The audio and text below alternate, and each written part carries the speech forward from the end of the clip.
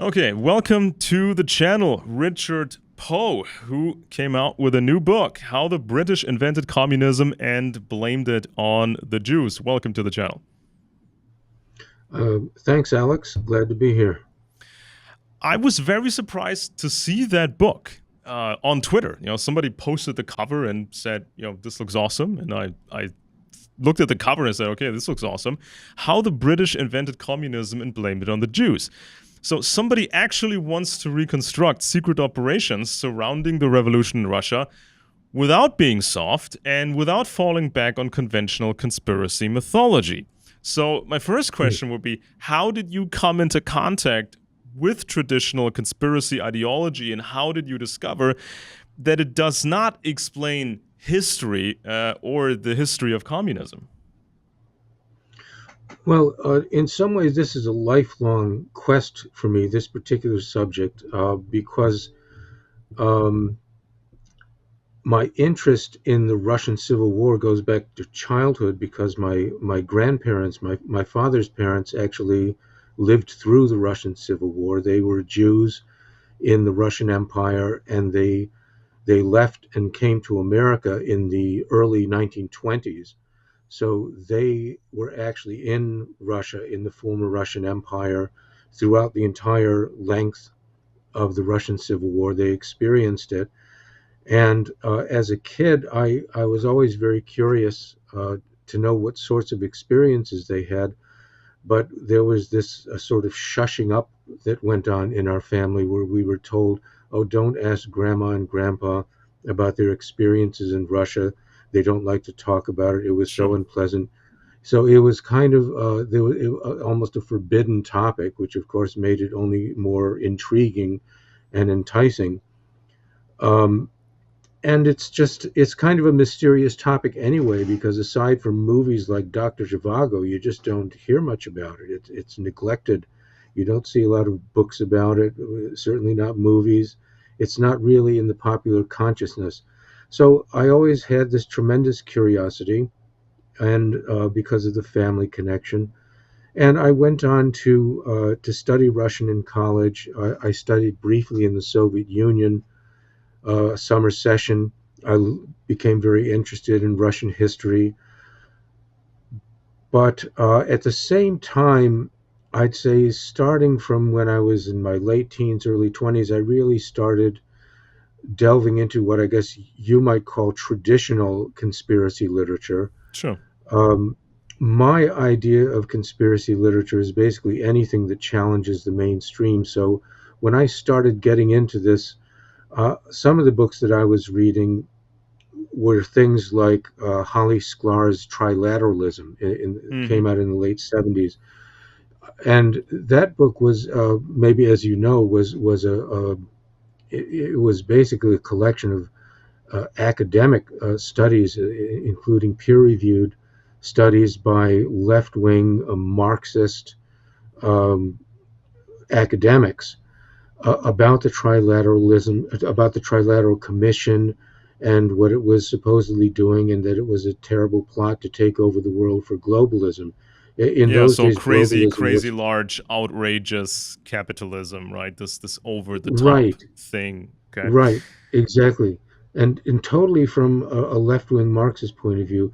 So I was reading books like that, and Friendly Fascism by Bertram Gross, the same, sort of left-wing perspective. But I would call those conspiracy books because they were basically saying that our elites, that our leaders are ill intentioned, that they essentially want to take our freedom, enslave us, set up some kind of fascist state.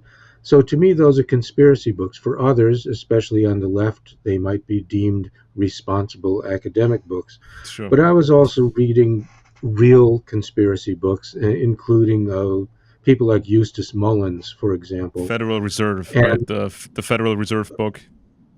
yes, yes, he wrote a lot of books, and he was very controversial. And I certainly don't agree with so much of what he said.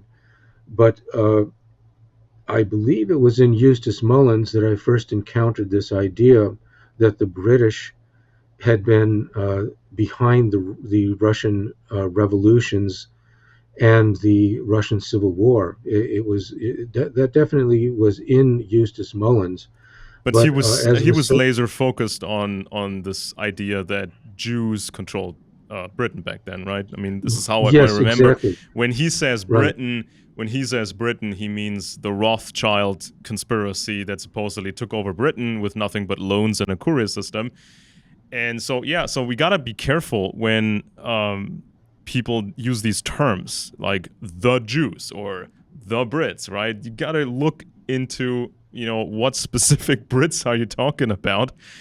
And yeah, so you're moving, so you're moving forward, right? So you're studying scientific works, but you're also looking into conspiracy books, maybe to get an inspiration because maybe there's something more, right? Is that what Yes, you would call it? Okay, so because that sounds familiar yes, to me because when when you look at what's published, it's usually very, very soft on Western establishment, or it's hypercritical of Western establishment, but it just regurgitates that idea of the elders of Zion, that you can pin it all on some mythical Jewish lodge. And these books fall either in this category or the other category or stand or left.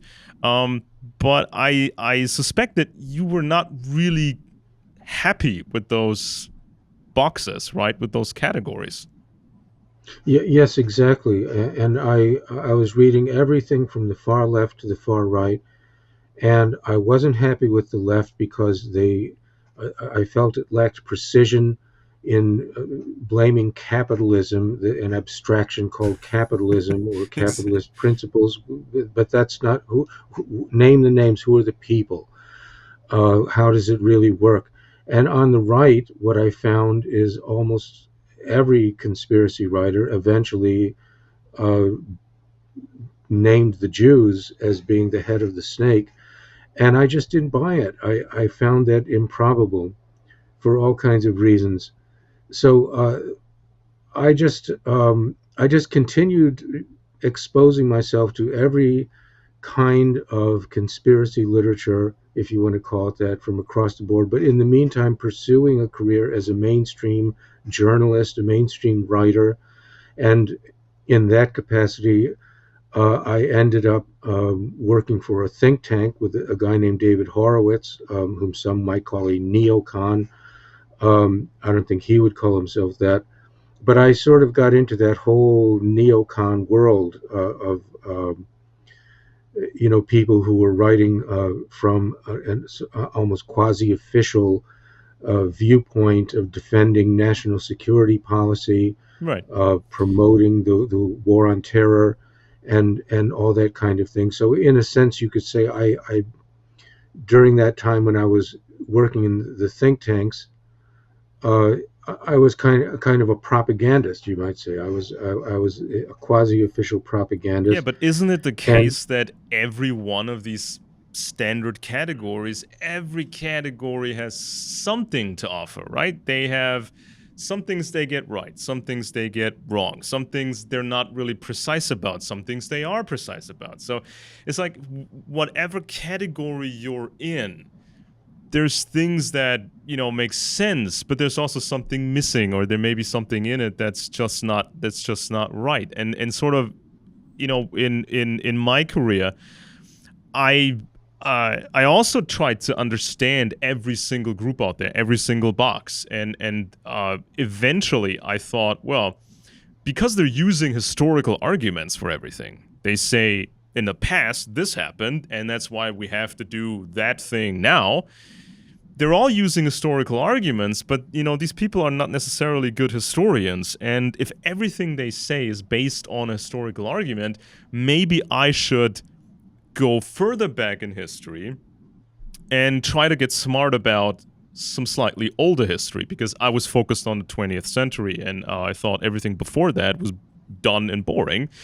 So I had to go back to when these ideologies were created, right? So this is when serfdom ended, and then you got all these new systems, half monarchies, full republics, socialism. The era of the so-called new systems, right? And this is also when modern conspiracy mythology came about.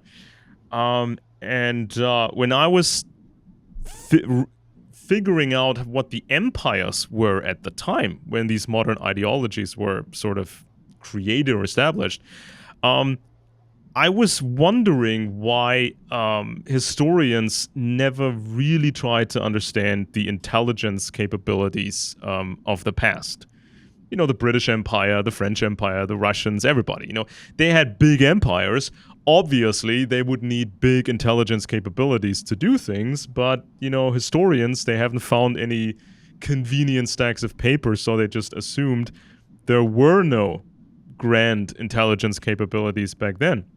And so this kind of created a vacuum, I think. And then came, for example, these British circles that you write about in your book. And they thought, well, we're going to fill that vacuum, right? Because people, especially in the 1800s and you know, even earlier, people want to know secrets. You know, they know there's some secret stuff out there. So we'll just give them something bogus so they can be misdirected. So then we don't have to talk about the real intelligence services. And so this is how this idea came about, that, you know, a few Jewish people did intelligence miracles while everybody else was stupid. And this is kind of the core of the mythology. And you write about this in your book. You write about Winston Churchill talking about that mythology. You talk about Nesta Webster, who was an establishment creature, and she just did that propaganda, and Churchill gave her a positive review. And then you even go back further in time when the first best-selling books happened of the conspiracy genre. This was John Robinson's Proofs of a Conspiracy, Baruel's French series, the 4-volume series, and there were some others at the time. So you went to the source, basically, or the historical era when this mythology was created, right? So you wanted to see for yourself who came out with this stuff. What were the arguments? What is the documentation that a handful of, you know, what they used to call them in Europe, court Jews, what's the data that some court Jews actually took over the British Empire and then, you know, caused communism? So what was in your journey that breakthrough point when you figured out, okay, conspiracy media, that was a campaign. That was a government campaign. Well, I figured out pretty early that the intelligence community, of course, exercises a tremendous amount of control over media. I worked in media. I worked in newspapers and magazines, and then I was a full-time best-selling author for quite a number of years, and just doing that exclusively. So I worked in many aspects of media, and then all that before I went into the think tank world, and I saw a lot of things. So it becomes pretty obvious, and especially because I had done work as a journalist in Russia, and I had been a student in Russia. Well, you find that you intersect with intelligence people from both sides, and you know that's just part of being in that environment. Um, well, for example, when I first went there as a student, I went to the University of Leningrad, and that was in Brezhnev was still in power, and I went there with a big American group, and it was an exchange program that had been going, I guess, since the 1950s. Very big, established program that was accepted by both sides, the Russians and the Americans, and very much like all those outreach programs of that Cold War era. You know, we Americans were all in our dormitory and being looked after by our CIA handlers, if you want to call them that, and the Russians were all being looked after by Right. their KGB handlers. So, you know, I was 19 years old and I was already being exposed, you know, pretty much in the heart of the beast in the USSR, and getting an unusually intimate exposure to, just the basic realities of intelligence and counterintelligence as from the perspective of an American student, and going there later as a journalist, and just having to be aware of the simple do's and don'ts and how not to get recruited and how not to get compromised and this and that. So I suppose it's partly because of that I was more attuned than maybe others of my peer group to just sort of noticing. Yeah, and isn't Um, it like riding a bike? Once you understand how intelligence works and the mindset and what's normal to an intelligence asset, once you know this, it's like riding a bike. You cannot unlearn it, and then you right, see the world with different eyes. Correct? right, exactly, and I'd say the first and most important lesson that I learned right back in those days when I was 19 was don't trust anybody. Yeah, That's what they yeah. taught us.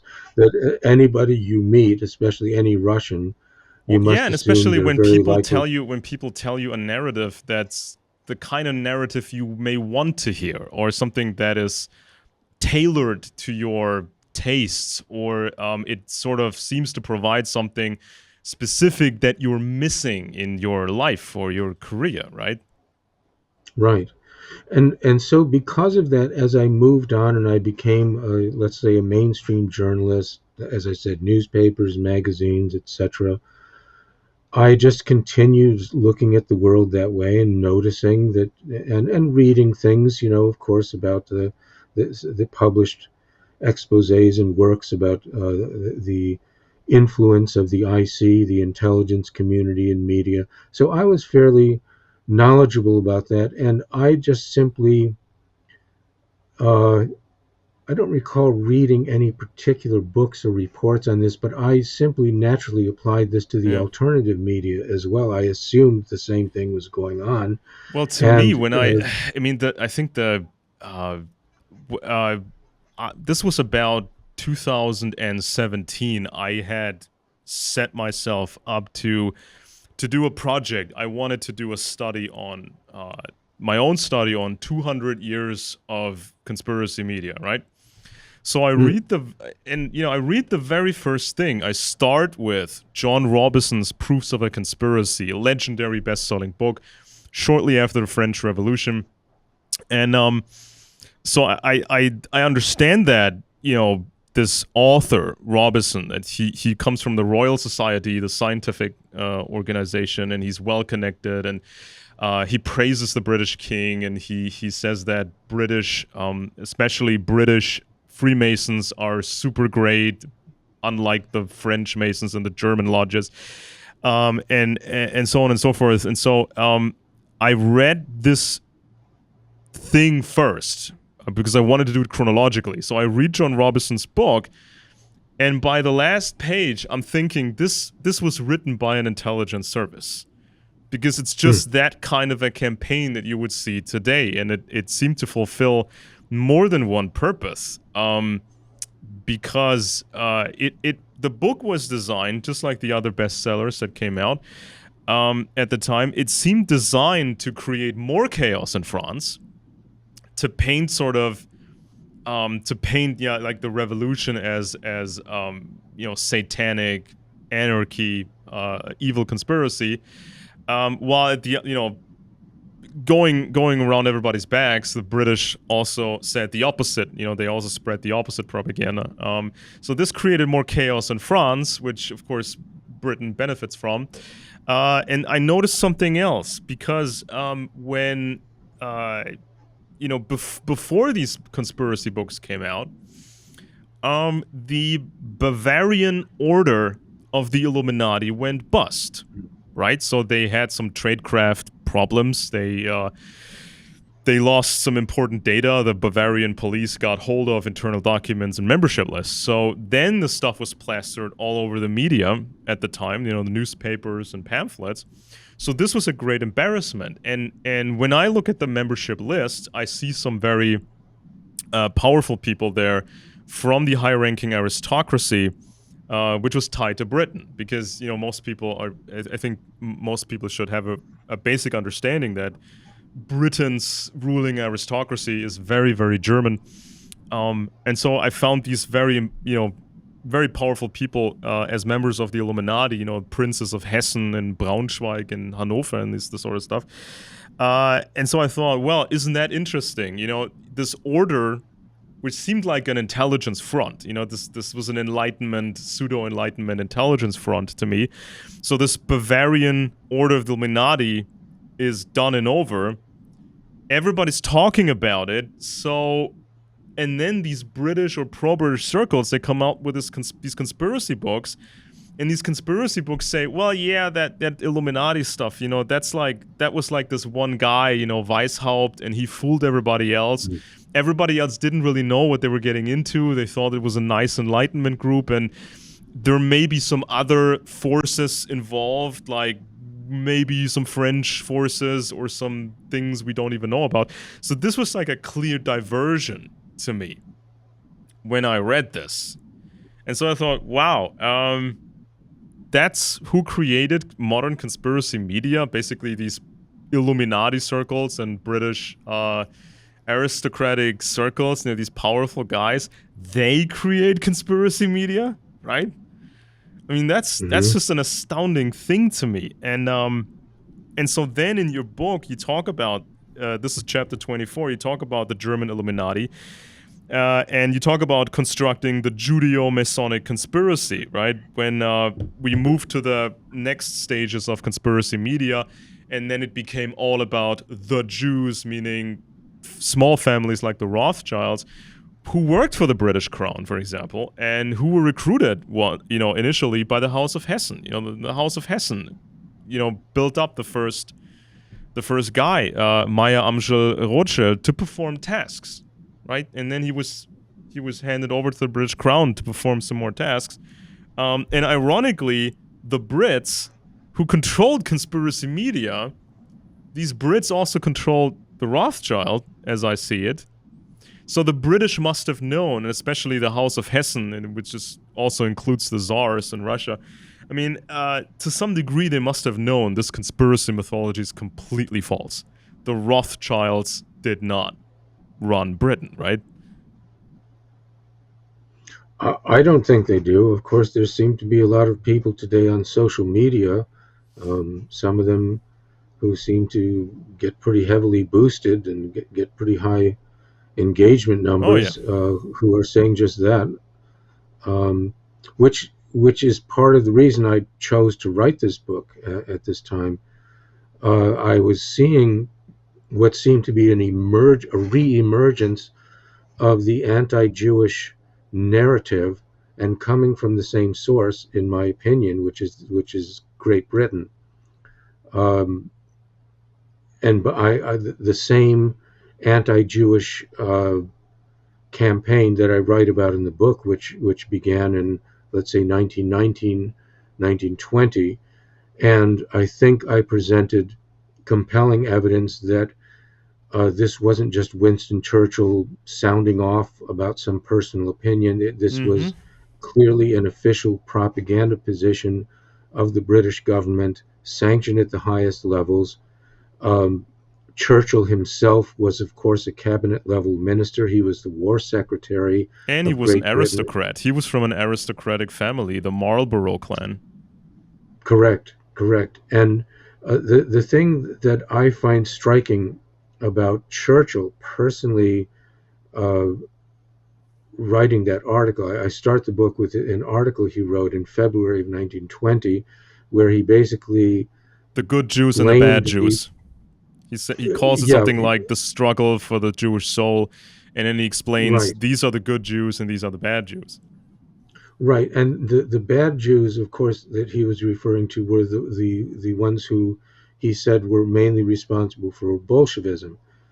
And And So then this he was says the same Jews also ran the old Illuminati conspiracy. Well, he calls it the Spartacus Weishaupt conspiracy, but he means the old Illuminati. So he's kind of retconning or retrograde, fake adjusting the earliest conspiracy mythology, because initially the Illuminati were not considered to be Jewish, but then later Churchill says, oh, it goes back to that place. It even goes as far back as the Illuminati. Those were already the Jews. This is what Churchill said. Hoo boy. yes, yes, and this absolutely intrigued me. The very thing you said, that he not only accused the Bolsheviks of being basically a Jewish plot, but he said that every subversive movement in Europe, going back at least to the French Revolution and the Bavarian Illuminati, had some kind of Jewish influence, if not a Jewish leadership, and that the Jews were completely responsible for it. And in the same article, he cited Nesta Webster, whom you just mentioned, as being the source for this, and recommended her book on the French Revolution specifically, which interestingly, her book on the French Revolution, which came out in 1919, actually did not accuse the Jews of any of these things, strangely. But her subsequent writings, she started including the Jews more and more. And I think that's maybe to answer your question, Alex. That's kind of what got me interested in trying to find out when the Jews actually became the chief villains Right. in this narrative, because I saw that there was a discrepancy between what Churchill was claiming and what his named source Nesta Webster was claiming, because Nesta Webster did not go after the Jews. Her narrative in her 1919 book was essentially the same as what you find in those books by Robison Yeah. and Barwell. In their books, as the only Jew they actually mentioned as being involved was this guy Ephraim, who was clearly presented as being an agent of the Prussian monarchy. That he was indeed playing a somewhat nefarious role, but as those authors made clear, he was doing so on behalf Mm. of the Hohenzollerns, and that's what they said. And that's what Nesta Webster said in her French Revolution book. But then, almost as if taking a clue from Churchill and the British government, she then started going after the Jews much harder in her subsequent books, The World Revolution, as secret societies Yeah. and subversive movements. And so this is where I really started discovering things that were surprising to me, was the extent to which this anti-Jewish campaign was absolutely officially sanctioned at the highest levels of the Mm-hmm. British government and the British aristocracy, Yeah, as you and this say. is what people don't understand. When people today, or maybe in the last 10, 20 years, when people find this traditional conspiracy stuff on the internet, they think they found something special, something that's kind of rare and almost forbidden or something, right? But this was a mainstream campaign back then, and there were different eras when this was pushed by different governments, and this was a fairly mainstream affair. So I tell people that today, this is not special information. This is not something that's rebellious. This came from very powerful circles. And what really baffled me when I tried to look into what the mythology is claiming, that everybody was stupid, nobody had any significant spycraft, but then came these few Jewish people, like the Rothschilds, and they supposedly were the master spies. They had all the Mhm. tools, they had the complete toolbox, and then they created these intelligence, miracles.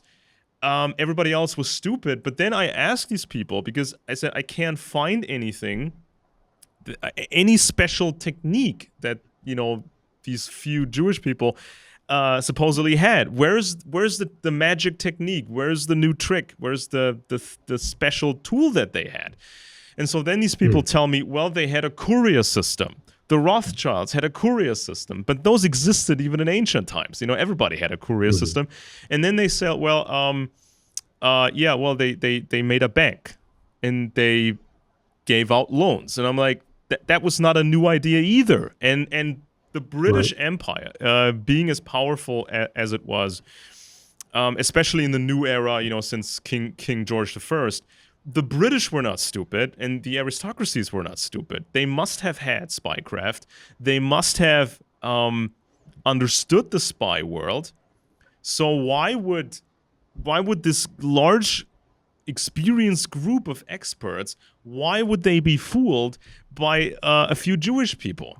Right? It doesn't make sense. This is not how the intelligence world works. And why aren't these activists looking at the way more plausible scenario that the aristocracy was recruiting different people?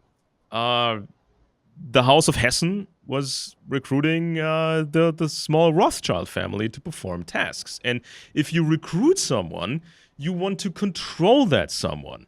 You want to be updated on if that person is doing what he's supposed to be doing.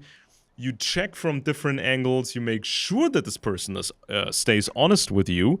And then you develop that recruit. So the more he performs and stays loyal, the more tasks you give that person. Is that a short summary of what the reality is in the spy world?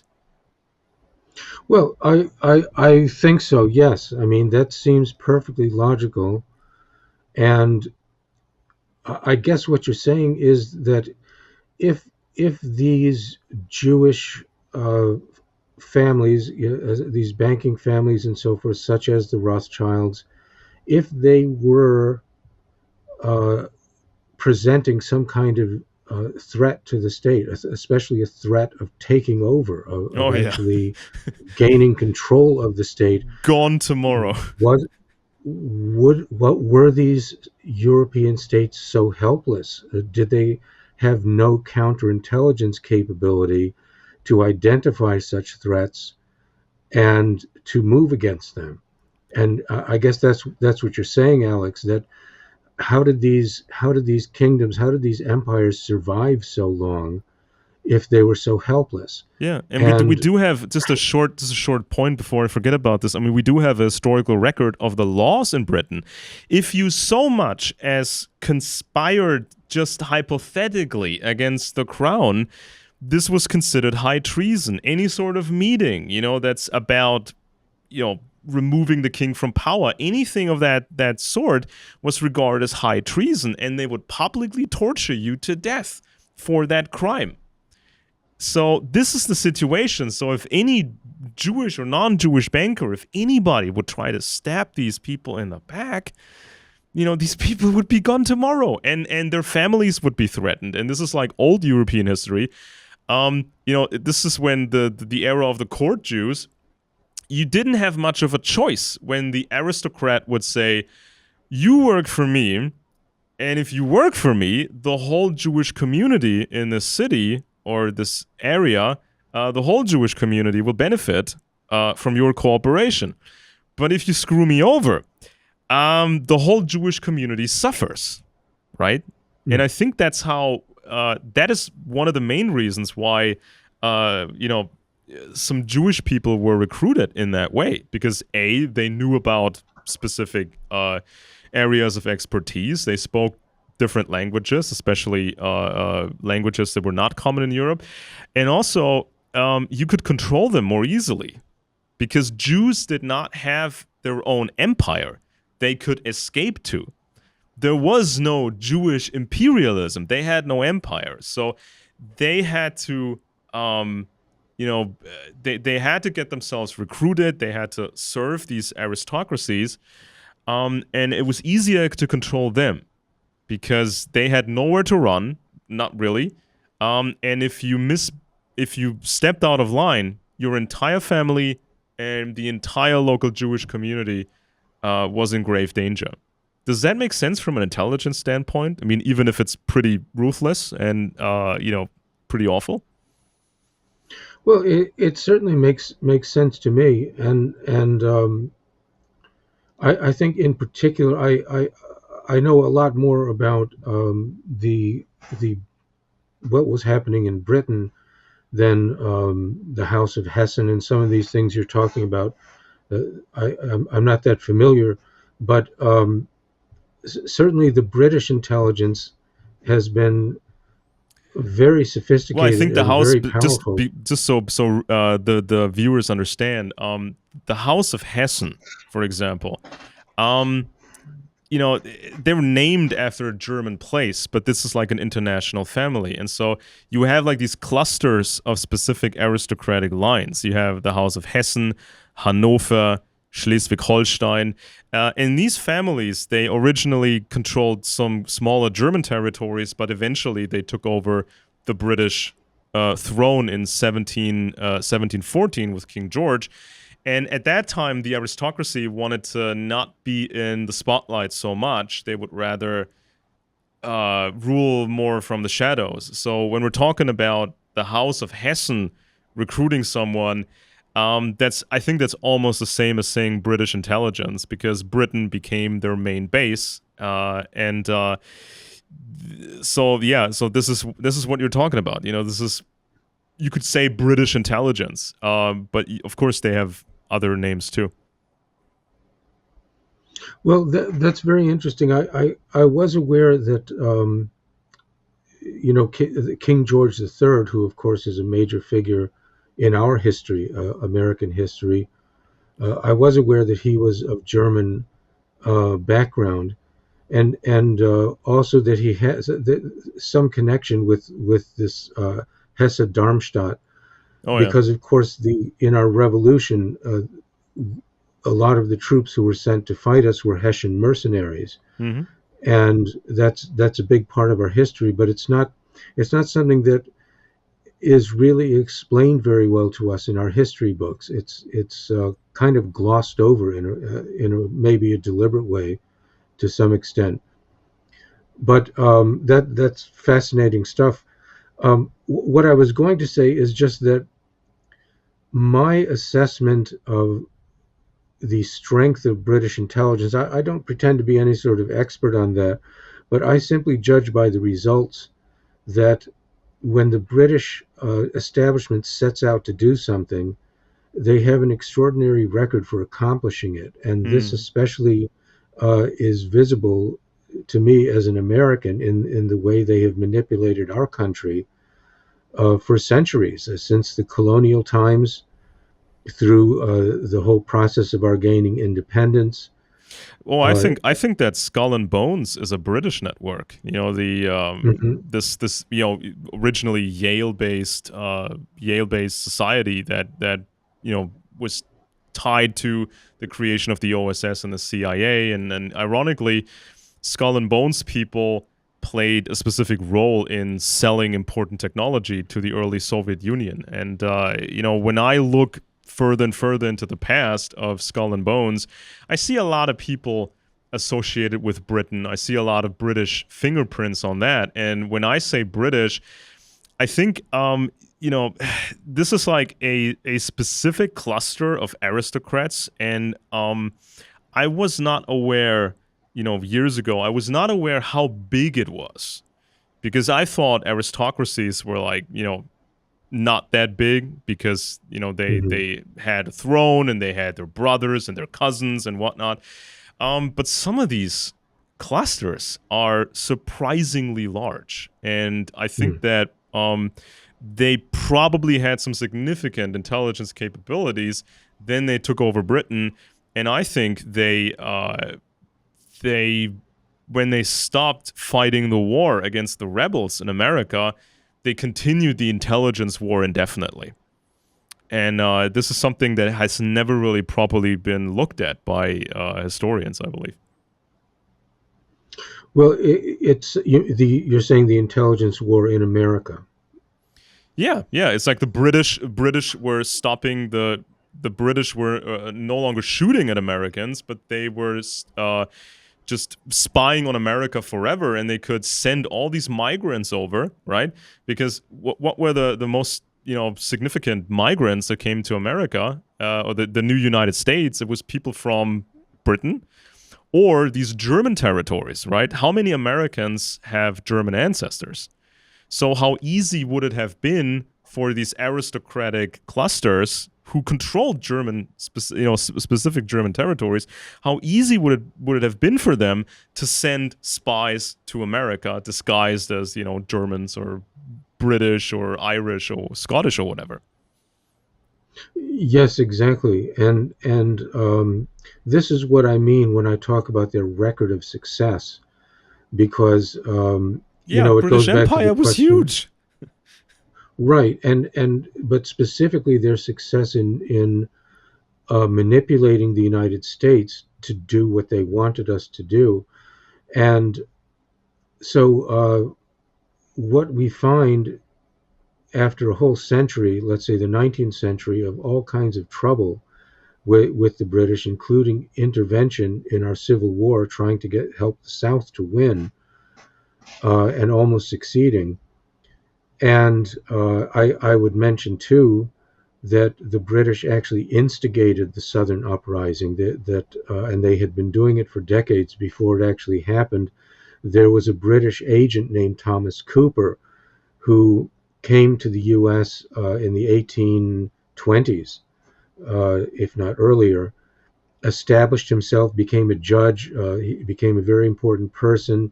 And then in 1827, I believe, he got up. He was in South Carolina. He made a speech saying that the South must break away from the North. And this is Hmm. widely recognized by historians as being the beginning of the Southern secession. And And this man was British. wasn't a specific type of Freemasonry really popular in the South? The ancient and accepted Scottish rite or something, Scottish Masonry. Yes, Because that's because correct. there is literature, actual literature by Freemasons who say that it's not true that King George I created Masonry in Britain, in London, or whatever, in England in 1717, but they say it's older, that it was established in Scotland. So I looked into that, and then I found that the Royal House of Denmark, which is tied to the British aristocracy, of course, these specific aristocratic lines, that I saw that these aristocrats from Denmark were able to infiltrate Scotland, and eventually they got to marry a princess from Denmark to King James, I believe it was. So it's Hmm. like it smells like intelligence operation, right? They would go into Scotland first, then they infiltrated Britain, then they got King George on the British throne, and then you see these Scottish Rite Freemasons roaming around in the American South, and they became like a serious thing, with the Civil War. Yes, absolutely. And so that was just one of many operations that the British uh, pulled off in the United States. You could say it failed in the sense that they didn't get an independent South, but they got their way through other means. And finally, at the turn of the century, of course, there was the infamous penetration of the Woodrow Wilson White House, especially by Colonel Edward House, who was a British agent. He was from Texas. His father came from England, and his father had been a blockade runner during the Civil War, running cotton to England and bringing back guns for the Confederates. And then his son, Edward House, became the closest advisor to Woodrow Wilson and a clear British agent. He worked directly with Sir William Wiseman, who was the head of British intelligence in America at the time. He helped Wiseman to get very close to the president and to befriend him, and the two of them together, all the things that we blame Woodrow Wilson for having done, supposedly because of his liberal or progressive ideas, they were all things that Colonel House and Wiseman and the British Foreign Office had manipulated Wilson into doing, starting the Federal Reserve, enacting the income tax, And getting wasn't it us wasn't into the World War wasn't the One. Federal Reserve sort of because there were, of course, two earlier central banks in America, but all three central banks of America, they were sort of like a copy of the Bank of England, right? Which was not even, Yes, which was yes. not, which was not a Jewish creation. There were some Jewish people involved in the whole banking system in Britain, but this was an aristocratic affair because they thought if they can control the central bank, if they can control all these so-called private banks, Barings and Lloyds and Barclays and everything, if they can control enough politicians, they can scale up, if necessary, that banking system to fund the empire, to fund wars. They can scale it up and down. So this was a pretty sophisticated invention, and the Americans, this was pushed on the Americans, and they copied it.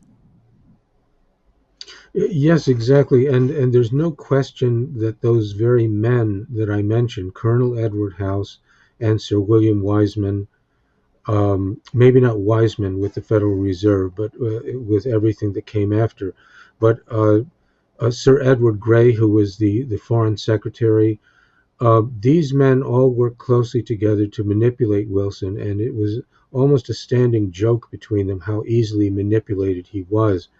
It's not quite clear why Colonel House had such control over Wilson, but there's a story that Wiseman and House and some others were at the Versailles treaty talks in 1919, and they were joking with each other, saying, "What should we make Wilson say next?" Hmm. Because they actually had that power to make him say things, and he would say them. For example, the League of Nations itself, which many people today still believe was Woodrow Wilson's idea. It was a British idea which had first been floated a century before Woodrow Wilson ever proposed it. And it was clearly being pushed by Wellington House, the War Propaganda Bureau in England, and Sir Edward Grey, the Foreign Secretary, I believe that is in 1915, wrote a letter to Colonel House saying, we need to get this League of Nations underway, and can you get President Wilson to make a speech and say that it's his idea? Because we think this idea will be much better received coming from an American president than from us, the English. Yeah. And Colonel House said, yes, of course, I'll make it happen, and he did.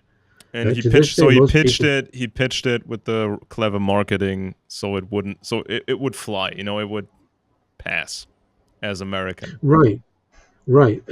But the key thing in my mind is how much control they had over the American president and at that early date.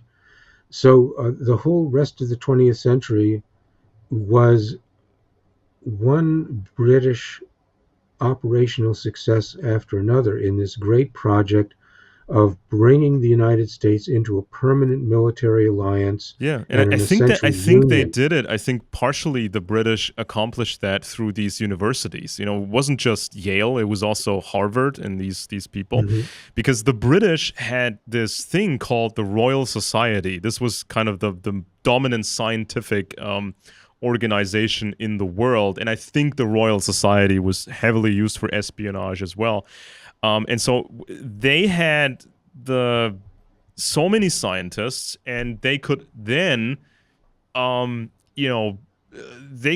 think the British could use all that to establish corporations in America, because if you have the seed money, if you have the scientists, and you have the patents, and you have the network, you can make a serious corporation in America. And I think that by controlling the universities, through espionage and the Royal Society scientists, I think that that's how you could recruit people in America slowly in university, and then help their career, jumpstart their career in politics or careers as lawyers, and then they become politicians or they become bureaucrats. I think this is I agree, this was a massive program that has never been properly looked into. And I even go a step further in one of my books, because I think there was a specific reason why the British stopped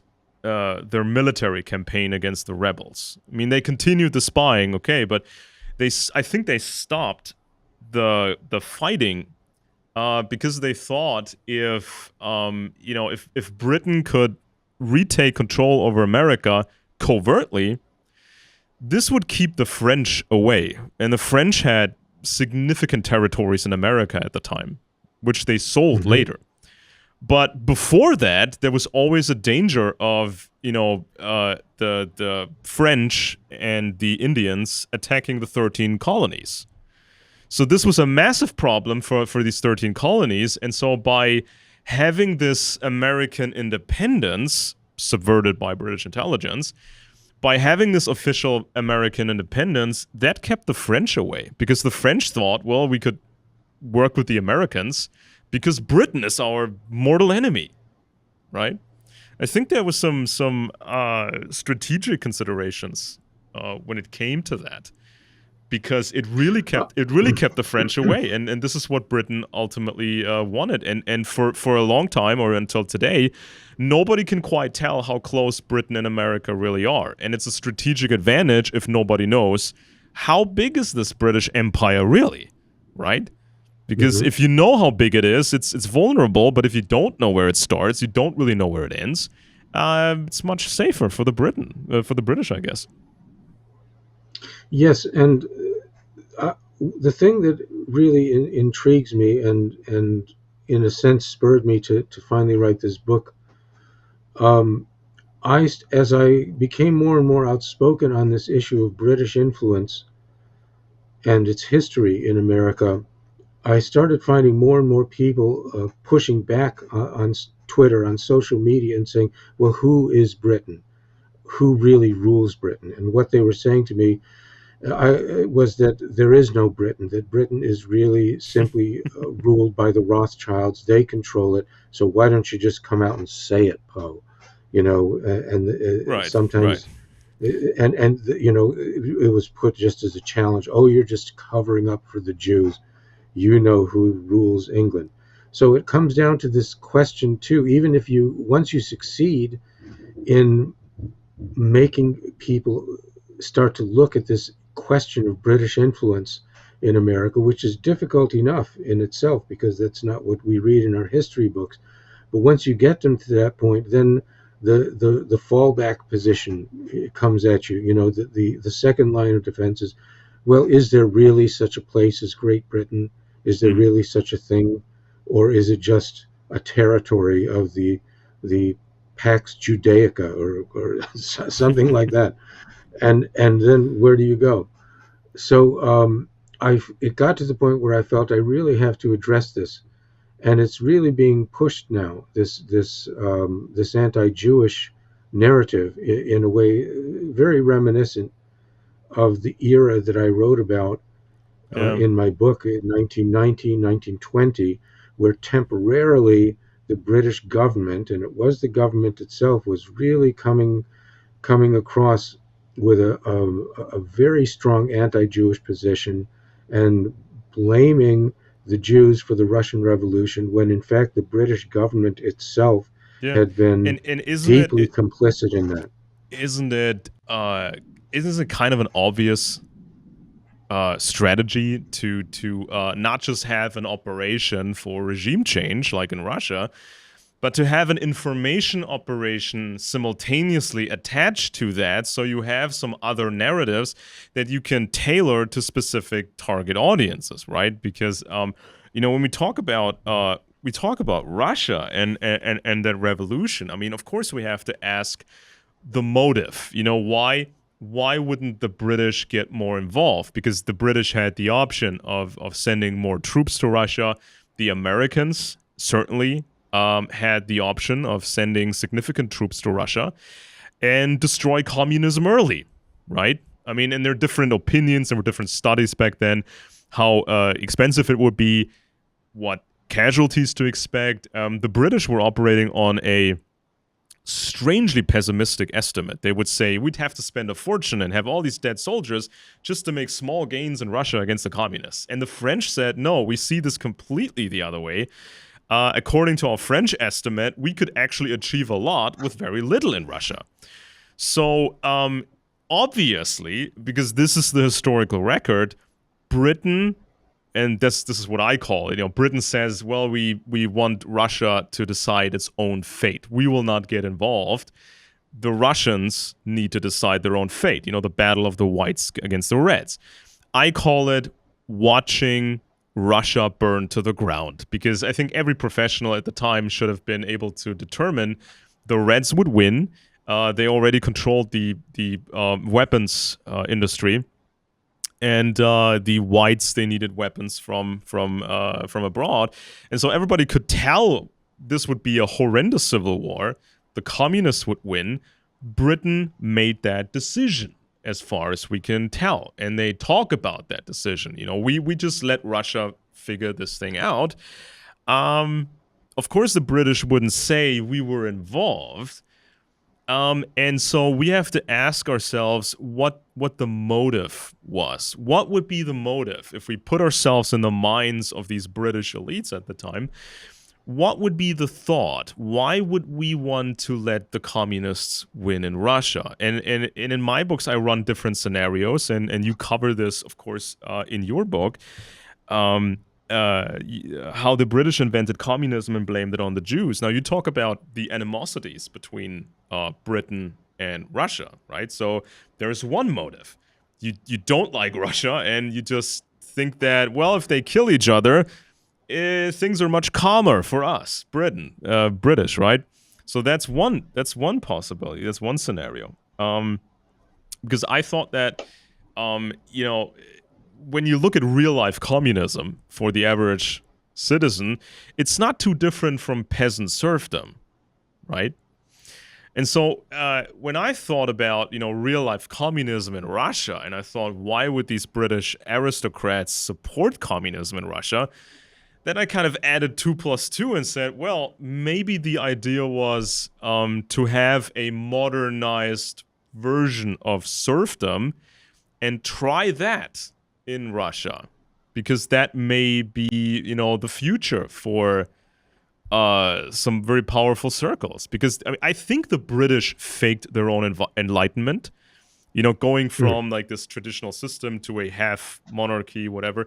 I think this was a fake enlightenment in Britain run by intelligence circles. So they could have copied that model for Russia. But, if you have a half republic and you have some freedom for the people, it's kind of dangerous, right? So if you call it socialism or communism, but it's really just a version of serfdom, wouldn't that be a devious idea for Russia's future, right? Mm-hmm. Because I think, because I see it as just another version of serfdom. And by that time, the British had their scientists. They had their money system figured out. They had what they needed.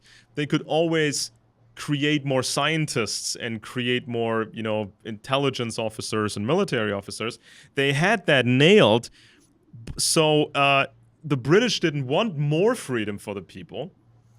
And so I think the decision was made to support communism in Russia because it's another serfdom.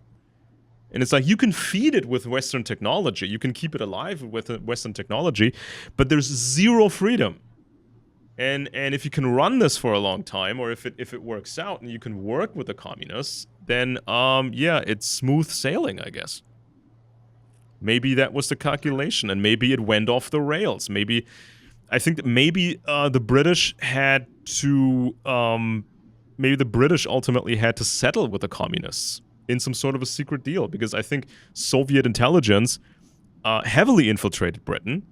They knew a bunch of secrets of the Brits, and so maybe they made a deal that nobody's supposed to know about.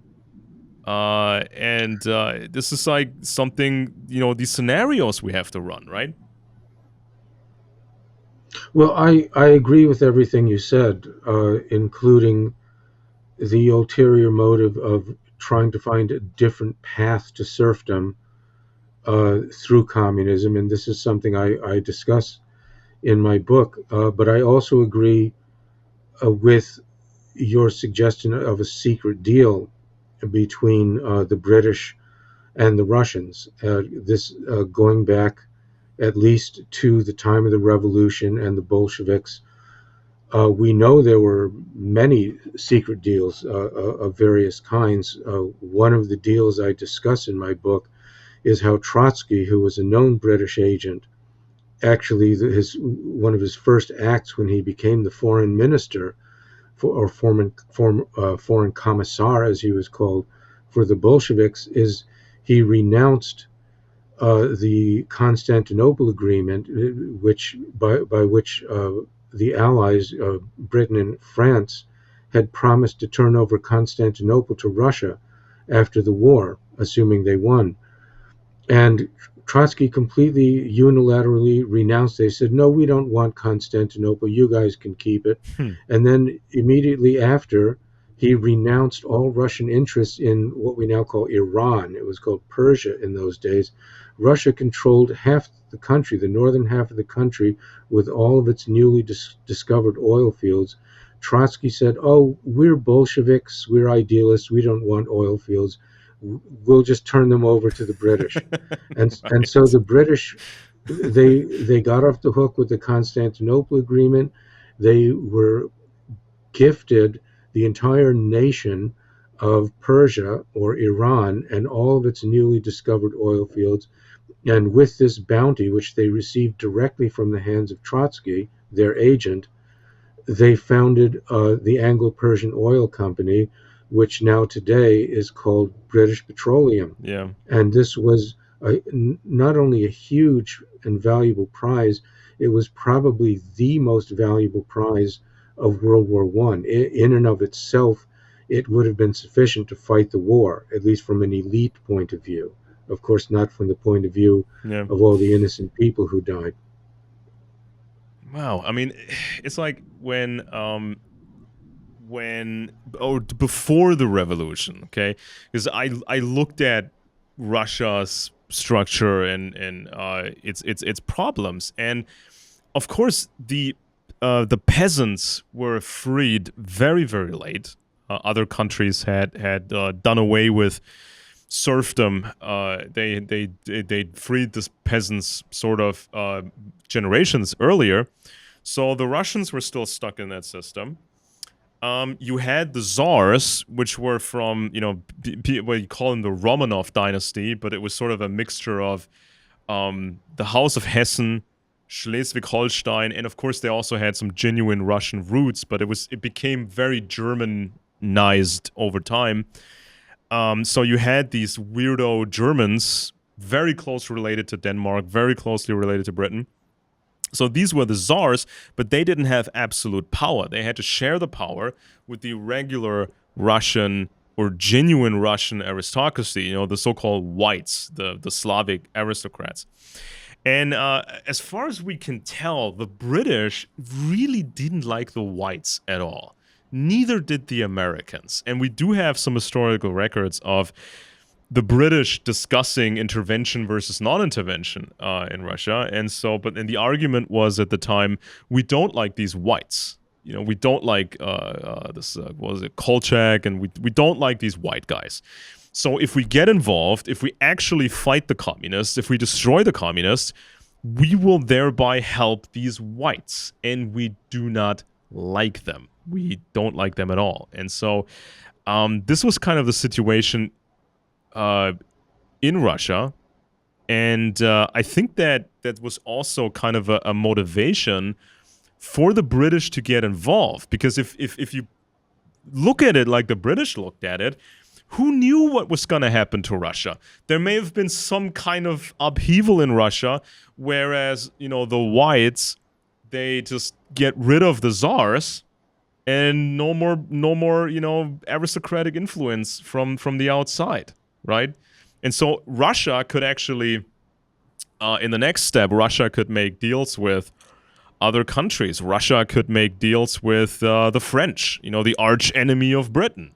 So then you have a two-front situation for Britain. So Britain didn't like that idea. So isn't that kind of a long-term planning that we see from established empires like Britain. They try to look at what may be the problems for us in the future and how can we get in early, sort of, to prevent this stuff from happening. Well, yes, absolutely, and that's a very good point, Alex, because I remember, back in the '80s when people here in America were all upset about the Japanese car makers surpassing us and the growing power of Japan, and everyone was reading Japanese management books and trying to learn what are the secrets of these brilliant people and so forth. And one of the things that was constantly said is that the Japanese plan 100 years in advance, and we supposedly don't. And of course, if you look at real history and you look deeply into it, you find plans are made more than 100 years in advance, and it's not just the Japanese who do it. I mean, the Japanese aren't doing so well right now, so whatever 100-year plans they had apparently ran afoul of someone else's 100-year plans. But yes, absolutely, this is one of the things that is concealed from people, and it causes people to believe the myth that history is random and accidental, and it's just people stumbling blindly from one day to the next, reacting to Yeah. whatever happened in the news. But the reality is that everything is planned very meticulously and many decades, if not centuries, in advance. And to understand that fact is to make a huge leap in being able to comprehend history itself.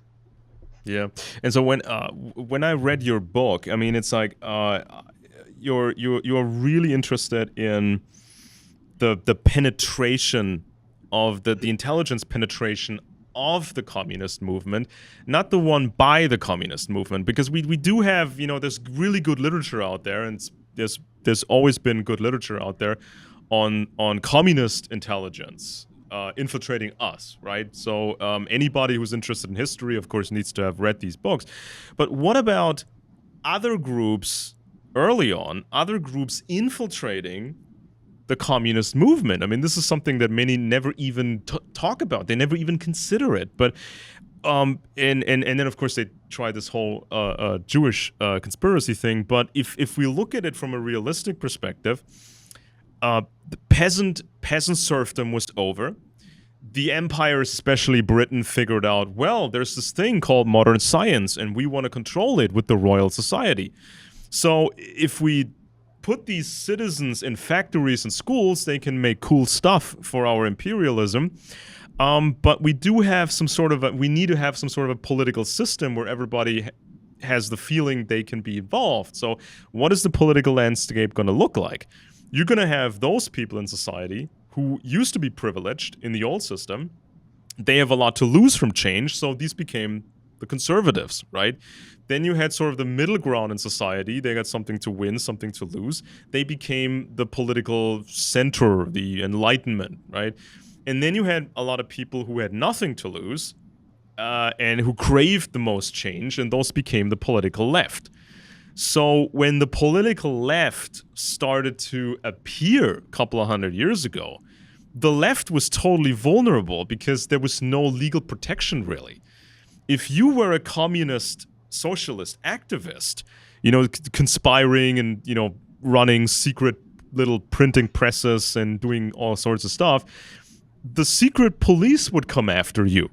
And if you're under suspicion, they can just search your place. They don't need a real warrant. They can just get one, for no good,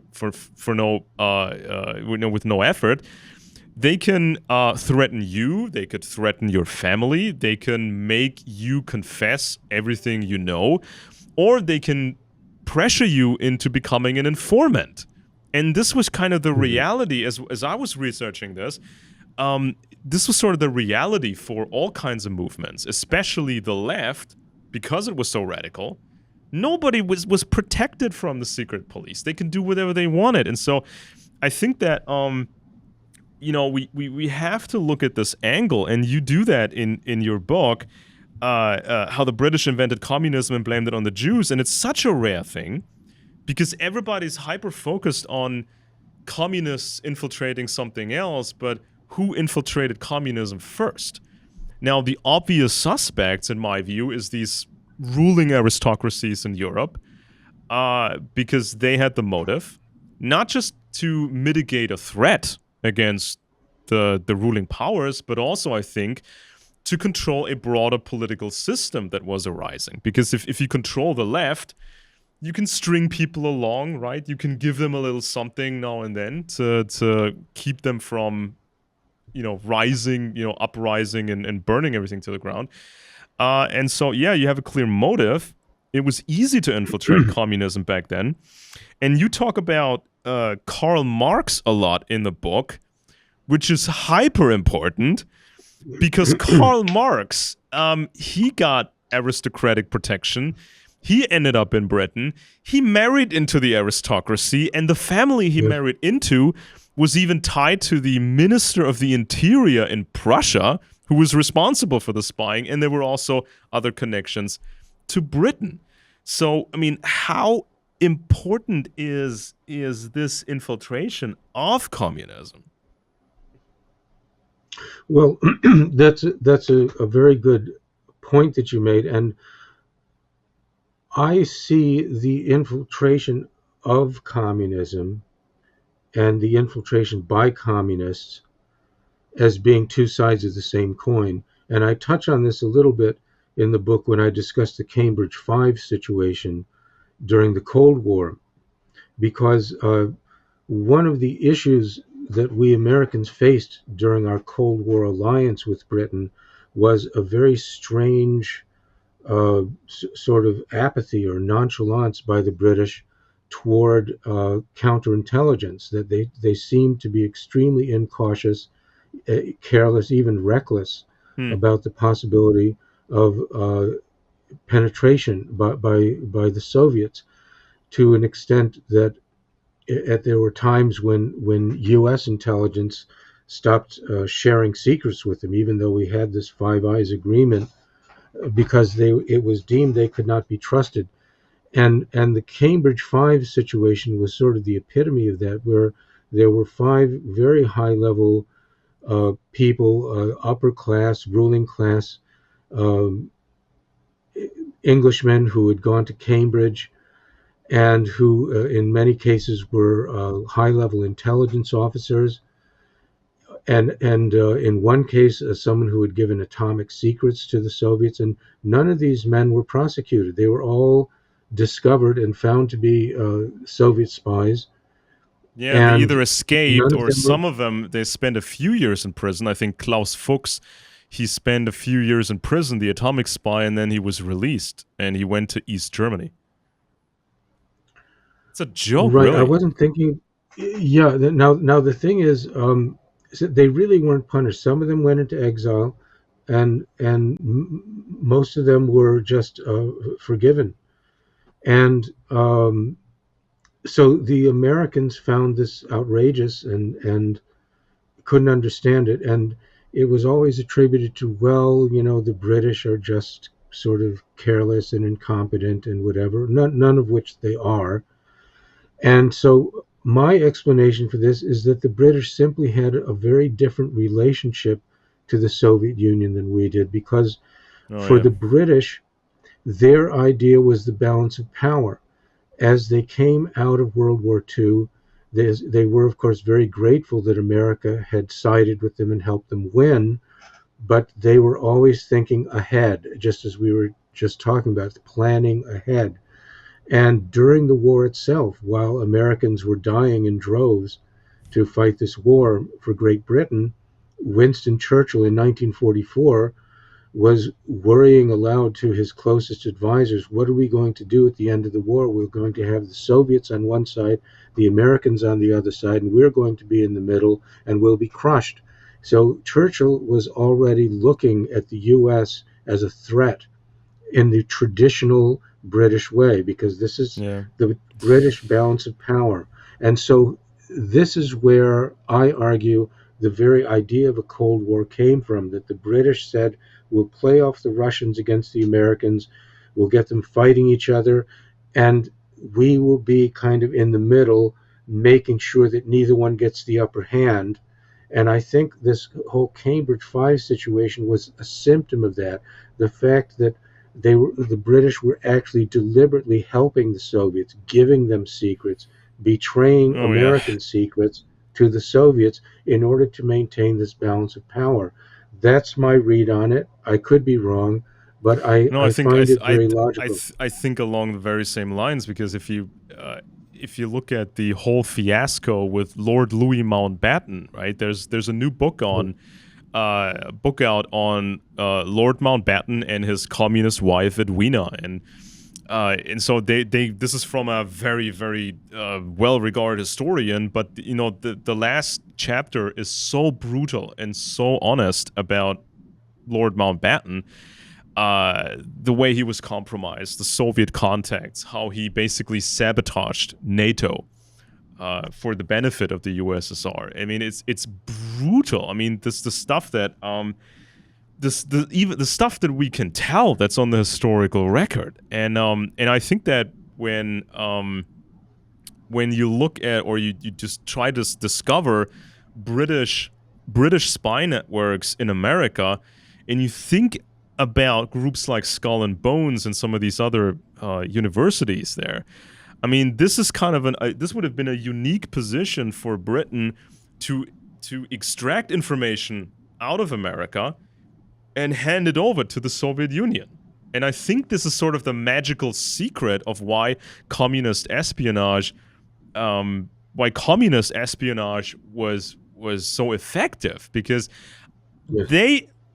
they played with the same toolbox that virtually everybody else, and so, but it became like this mythological infiltration, this super dark communist force of espionage. Why were they so good? Why?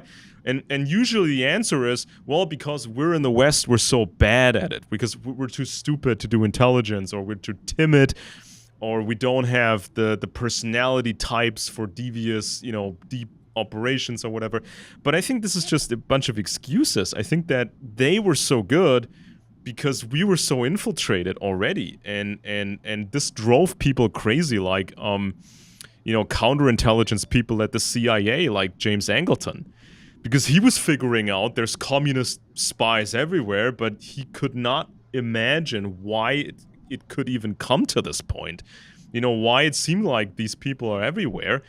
And he was still thinking in the standard counterintelligence terms. They try to penetrate us and we have to stop them.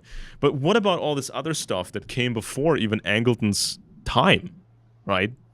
And it's like there's so many statements by Mountbatten that he doesn't like the Americans, and then he worked in a military capacity. He worked in the China-Burma theater, a long time ago. And there's a new book out on I think it was Stilwell and Mountbatten. So you have like this old Brit, this strange German British limey Brit, this Mountbatten guy, and he had to work with these American generals, and they did not get along. They didn't trust each other one bit, right? So it's like, and even Mountbatten. I mean, Mountbatten is from the House of Hessen, right? Because at some point, one of his ancestors, he didn't marry quite according to the rule book. So a bunch of these Hessen children, they had to adopt a different name because those were the rules. But Mountbatten, he's really the old House of Hessen. And it's like these people, like the House of Hessen and Schleswig-Holstein and Hanover and Saxon, Coburg, and Gotha is now on the British throne. These people, they never liked the idea of a republic, especially not an American republic, and freedom and, new hierarchies based on skill and effort. They didn't like that at all. I mean, they pretended to like it halfway with their phony enlightenment in Britain, but they surely didn't like that in America. And I think that by aligning themselves, these British, or whatever you want to call them, Germans, aristocrats, by aligning themselves with the Russians were pushing a system that was just like peasant serfdom, real life communism. I think this is like, and that's why I was so surprised when I saw your book on social media, how the British invented communism and blamed it on the Jews, because nobody does that. Nobody does that. I mean, I've been dealing with these topics for a couple of years, and people in Germany said to me, "Are you sure you're not nuts? Because I don't see anybody else doing this." And I tell them, well, there is actually a bunch of scientists working on the same puzzle. They don't see the big picture maybe yet, but there's all sorts of experts looking at different aspects of this. And you quote a bunch of books in your book. For example, you quote studies on the controlled conspiracy literature. So somebody was working on that angle, and one thing leads to the other. And so yes, there are scientists working on different aspects of this, and surely we have a big historical record on some of these families. It's just that this historical record is not really including the intelligence sphere, because back then, officially, secret services were truly secret. They didn't exist officially. They didn't have a state budget. They didn't have to tell the parliament what they were doing, and they didn't have a big headquarters where everybody knows what it is, right? It's so important to do. So maybe you want to talk a little bit about Karl Marx and why Karl Marx shows us a British angle, not a Jewish angle. It didn't matter what the family background was of Karl Marx. That didn't play any role whatsoever. Right. And a lot of people, when I post my book on Twitter or promote it, they immediately come back with these memes of Karl Marx's genealogy and say, look, he's descended from a long line of rabbis and this and that. And they just don't seem to understand that his ethnicity is not the point, because what I'm saying is that he was a British agent of influence, that he was recruited by British intelligence, and he was used by them for the second half of his life. And when an intelligence agency recruits somebody, they don't care what your ethnicity is. They don't care what your religion is. What they care about is if they can leverage you, and if they can somehow force you or blackmail you or bribe you or otherwise persuade you to enter into their trap, where they get you entrapped, and once you're in, you have to stay in. And so this is what happened not only to Marx, but to many of these revolutionaries, as I describe in my book. It began in the French Revolution. Many top French revolutionaries had British handlers. It's very clear that the British had a very elaborate infrastructure set up in London mainly through a group called the British Revolutionary Society, I think.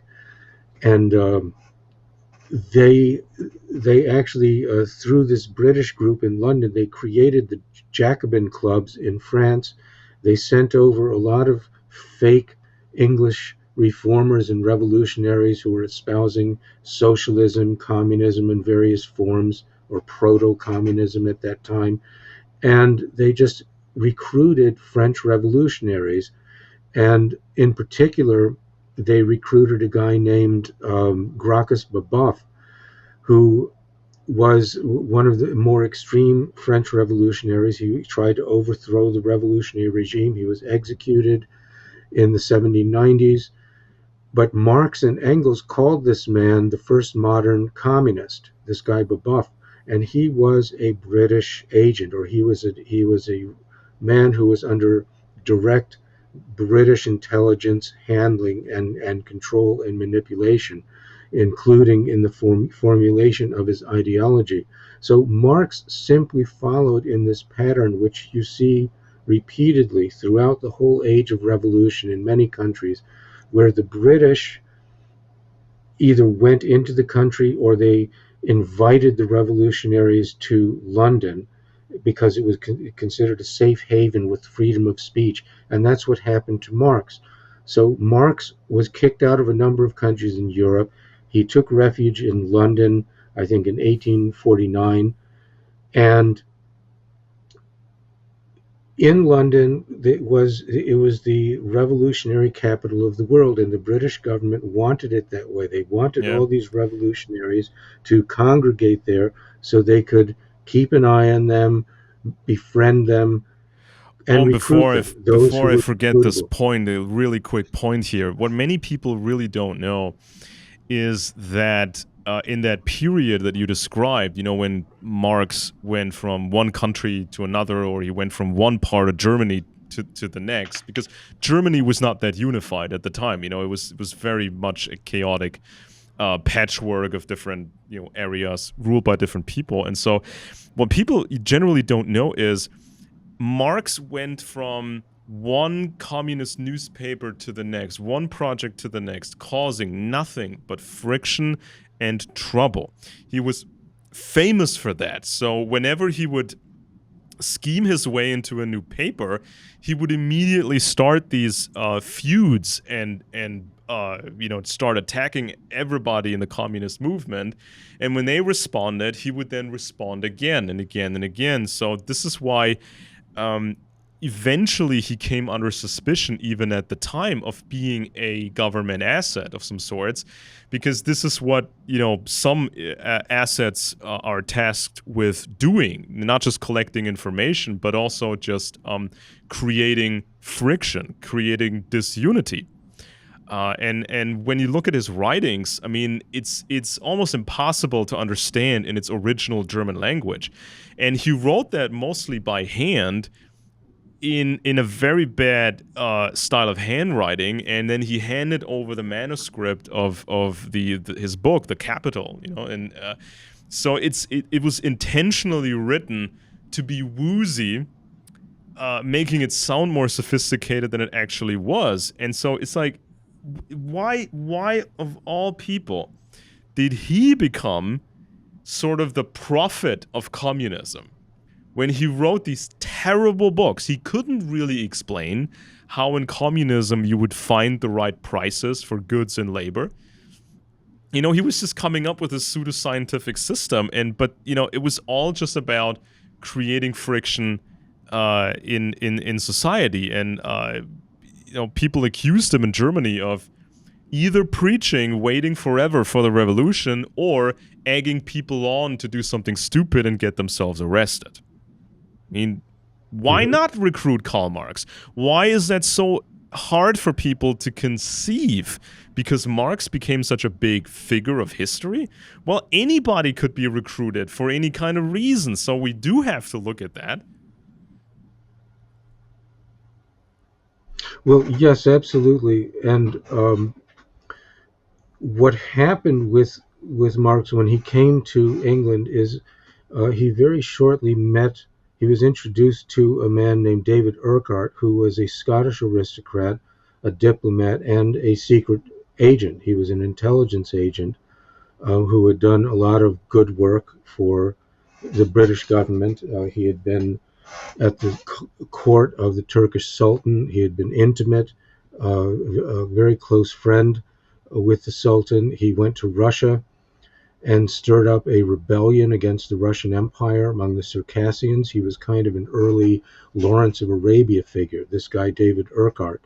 Now, he was also part of the high aristocracy of Scotland, and he was apparently some sort of distant relative of Marx's wife. As you mentioned before, Alex, Marx married into an aristocratic family. He married a woman whose father was a Prussian baron, but he was also, I believe, his mother, that is, um, Marx's father-in-law's mother, was a Scottish noblewoman who Exactly. Yeah. descended from the Earls of Argyll, and they're part of the high nobility of Scotland, and also related in many ways to the royal family of the Stuarts. So Marx married into that family, and all his children were of that blood. which is a very significant thing, often overlooked. So he met this man, David Urquhart, who was related to his wife's family, and that I'm sure that had something to do with why David Urquhart became Marx's mentor, protector, patron for a number of years, gave him work. Uh, he recruited Marx to work on his own newspapers in England, and also helped him get work in America, where he wrote for the New York. I always forget the name of this paper. It was Horace Greeley's paper in New York, the New York Sun or something like that. But it was the largest circulation English language newspaper at the time, and Marx was hired there to write a regular column. He became the top attraction at that newspaper. But what he almost always wrote about, both in England and in New York, was the evil of the Russian Empire and the need to fight the Russians and keep the Russians in their place. You would think he'd be writing about the Yeah. plight of the working class Yeah. and all that, but his big subject was Russia. And that's because it was a foreign policy priority of the British Empire at that time. They were very much concerned with stopping Russian expansion into Europe and southward toward India. And ultimately, the British and their French allies provoked the Crimean War with Russia, and Marx was cheerleading for them all the way, and all the way through that Crimean War. So this guy, David Urquhart, was so fanatically anti-Russian that he publicly accused the British Prime Minister, Lord Palmerston, of being a Russian agent in the pay of the Tsar. And he Uh-oh. repeated this, and Marx echoed it. Marx said the same thing. Now you'll see some writings where Marx is sort of making a joke and saying, "Oh, Urquhart, he's crazy, but I just go along with him." But the fact is, he was going along with him. He was echoing him. He was Yeah. working for him, and acting as an agent of influence for the British government. So so then when we look at this thing that people call globalism or modern globalism, is I mean, you see in the West, or the specific kinds of countries here in the West, I see a style of globalism, a toolbox really, and it's sort of it's marketed in two ways. So one style is this almost British style fake capitalism. It's something like the old British East India Company, right? Where you couldn't really say, is this a private enterprise? Is this government? Is this both? Do these people even care what it is? Well, ultimately, they didn't care, because it's just you have the guns and you can enforce the kind of trade that you want, and that's it, right? So modern globalism, if you want to use that term, reminds me either of that British style fake capitalism, and then you have the modern left wing style of globalism, which is kind of the British, what do they call it, the Fabian Society, the London School of Economics. These people, they also want to control everybody, and they also want to enforce specific kind of trade and set prices for goods and labor. It's like two different styles, but they're very similar, actually. It's just this insane drive for control. And we in the West, we're supposed to pick between these two sides. Are you a capitalist? So then you get screwed by this, British style fake capitalism. Or are you a lefty?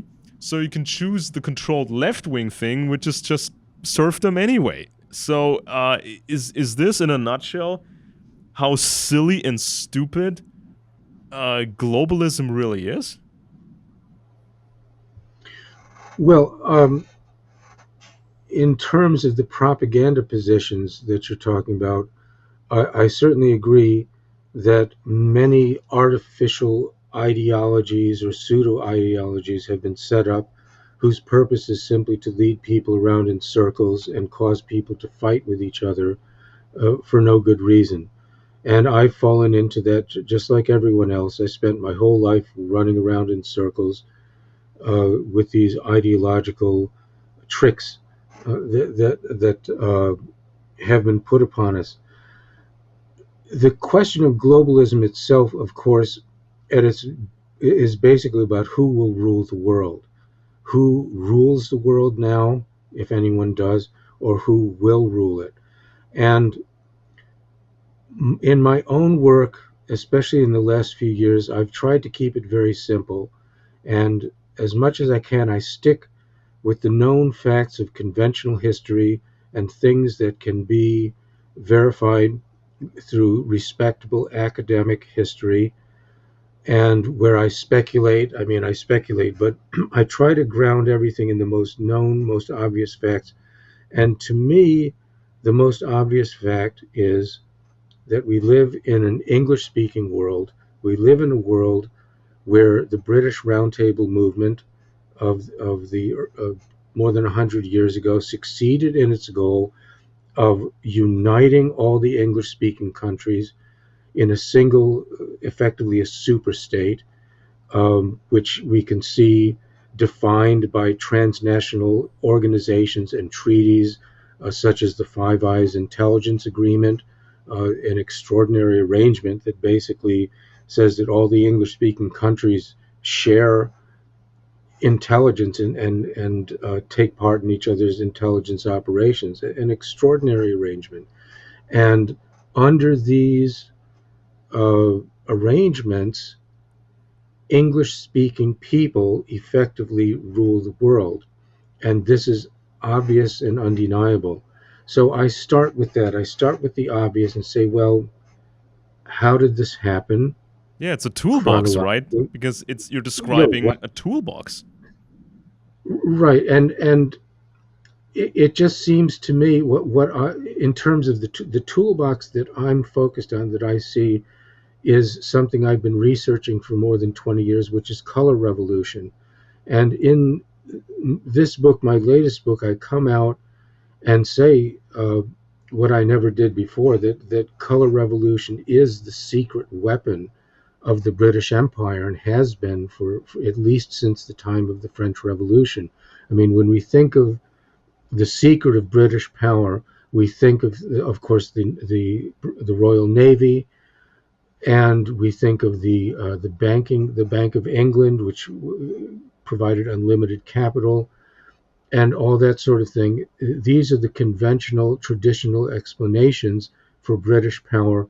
But what I believe I have realized or discovered at this point is that another pillar of British power was the British mastery of the expertise to overthrow governments in a clandestine way, to and in a way that makes it appear that the British weren't involved, in a deniable way, so that it appears the people themselves rose up. And so we have the starving people of Paris grabbing their pitchforks and marching on the Bastille, or the starving people of St. Petersburg marching on the Winter Palace.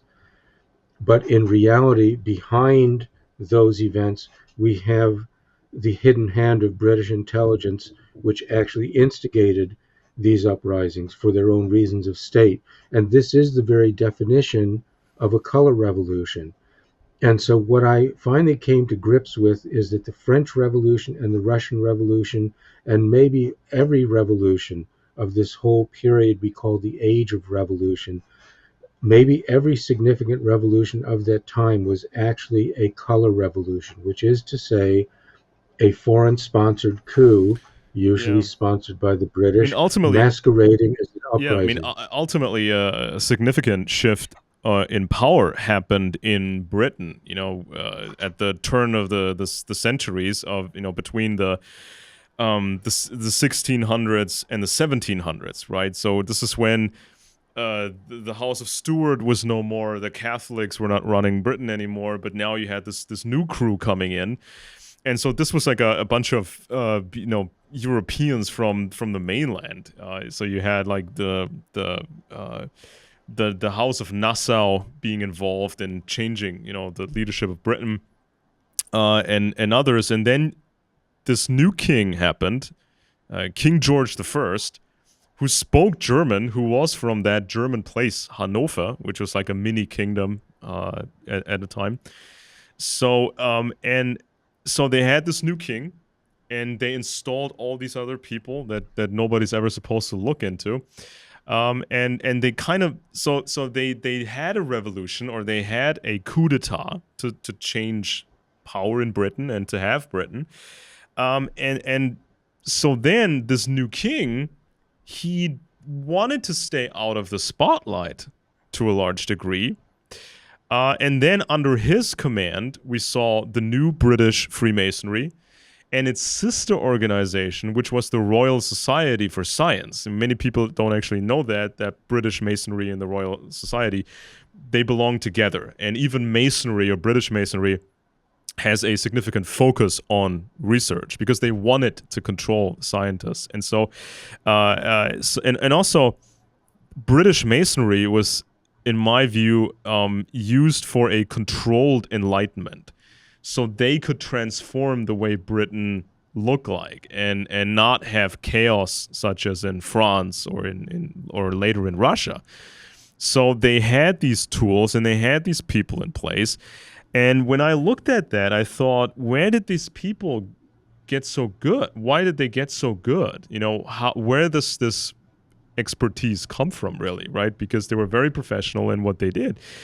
And so when I started to compare the empires back then, the French, the British, some of these Germans and whatnot, so I found specific differences. Some of these groups hated each other. Some of these groups, they collaborated with each other. But the thing that surprised me the most was a specific cluster, a triple cluster of aristocratic lines. So they have specific names that most people never even heard of, even though you can find them in history books. These clusters are called Welfs, Wettins, and Reginars. And the sublines to them are named after places they controlled. And these were oftentimes small bits of Germany. So you have, you have the House of Hanover, you have Schleswig-Holstein, you have the House of Hessen, Sachsen, Coburg, and Gotha. Some British people actually know that, this is kind of one of the names of the royal family. They call them Windsor, but they're truly Sachsen, Coburg, and Gotha, and Schleswig-Holstein and Hessen. And so you have sort of this triple cluster of families, and they started really small. Like 1,000 years ago, they had small territories. So they didn't have large spaces. They didn't have large standing armies. So what I think they did was they focused on intelligence skills instead to compete. Because you don't have large standing armies. You're not the French Empire. You're not like these other empires. You're not a grade C empire, so what do? You increase your own numbers, you make more children, you make sure that the family stays coherent and improves its intelligence capabilities. And so then they started to control more places, and they kind of played this game with the larger powers, and eventually they got into Denmark, they got into Scotland, and they got into Britain, and then they put their guy on the throne of Britain. So I think when you look at kind of a long-term group that's very consistent and always expanding, I think the most significant group that I've ever seen in recorded history was this specific cluster of aristocratic families, because they are so large, much larger than what you see on television, with the royal family. You think that whenever there's a wedding or when somebody dies, you get the big event, right? And so you get like these 50, 100 people, 150, 200 people, and you think that's the family. You think that is the royal family. But when your clan goes back 1,000 years and has been growing for 1,000 years, it's considerably large. And it's conceivably large enough to form family intelligence structures. So I think that when we talk about Britain, I think it's interesting if we go even a bit further back, who actually took over Britain, around the year 1700. Because these people are really good at what they did, really clever, and I think this is way more convincing than some Jewish people magically doing intelligence miracles, and it's way more convincing than some upstart communists suddenly having this tradecraft, this spycraft. I think that I agree with you that you're looking for professionals, established professionals who know that game, who may not have invented all of the toolbox, but they're certainly developed the toolbox, and these circles, they can make stuff happen. They can recruit Jewish bankers if they want to, and they can have a revolutionary movement if they want one, right? And call it communism or whatever. So I think that that's something that I noticed when I went a bit further back. And there's still so much to discover. I mean, there's so much to discover. I found stuff in your book that I had never seen, and I've been dealing with some of these topics since 2017, and there's still stuff that I've never seen. Right? I mean, that's how. Well, I thank you. I have to say that the things you're talking about now about these German aristocrats, I know very little at all about any of that, and it challenges me to take a closer look because I have to admit I've tended to be a bit disdainful of German intelligence, simply because my perception, perhaps a naive or superficial perception, is that it seems that the British are always winning and the Germans always losing. Sure, Pardon but me for saying that. it's difficult. Yeah, you're right, because many Germans or have been terrible at intelligence, but these specific aristocratic lines, they don't really consider themselves to be like other Germans, because according to their own history, they continued where the Roman Empire left off. I mean, officially, historians can trace the Welfs to the year 800, but they themselves claim they go back to the year 400 and something or whatever, or the year 500 and something. So they believe they took over from the British, from the Roman Empire. So it's sort of like this Germanic or South German post-Roman type deal where you have these families, and it's hard to call them German because they've controlled places here for a long time, but they also controlled other places somewhere else for a long time. And ultimately, when they got control over Britain, yeah, then we talk about the British Empire and the Brits. But yeah, if you look closer, then you see they look German. I think Prince Philip was even fluent in German. The old husband of Queen Elizabeth. There are some clips on YouTube that people can find where Prince Philip does a almost perfect German. I mean, almost zero accent, almost none. And they're really big, and they're really good at intelligence, whereas the other Germans, they're terrible. I think I've seen King Charles speaking German quite fluently. He does as well, doesn't he? Yeah, he does. Yeah, I think not as well as Philip, but yeah. Yeah, well, it's funny. Gosh, Alex, it's funny to hear you say this because there's a British writer. I can't remember his name. I apologize to him because I never remember this guy's name. He wrote a book. He's on Twitter. He's all over the place. But his book basically says that German intelligence runs the world to this day, and that the loss of World War II was just an act, and they actually took over and they're running everything. And I always thought, I don't know, I thought that was just a British propaganda line in order to continue the narrative of Sure, that sure. Yeah, Britain saved the but even world in World America. I War mean, I II. think that I have relatives in America, and I think 40 to 50 million Americans have German ancestors, right? So Hmm. yeah, we got around because it was pretty horrible to live in Germany for the most part, because it was so small and it was not a unified empire. It was a patchwork of different bits, and these bits hated each other. So we Germans, we killed each other over the question of should you be a Catholic or a Protestant. So that was us. We murdered each other for the type of Christian church you felt attached to, and so it was not a pleasant place to live for a very long time, Germany. And of course you had these empires around us that, of course, that created friction. And also because Germany was so small and the economy for the longest time was based on agriculture, you couldn't make serious money in Germany to live, because if you inherited land, you had to share that land with your brothers and sisters.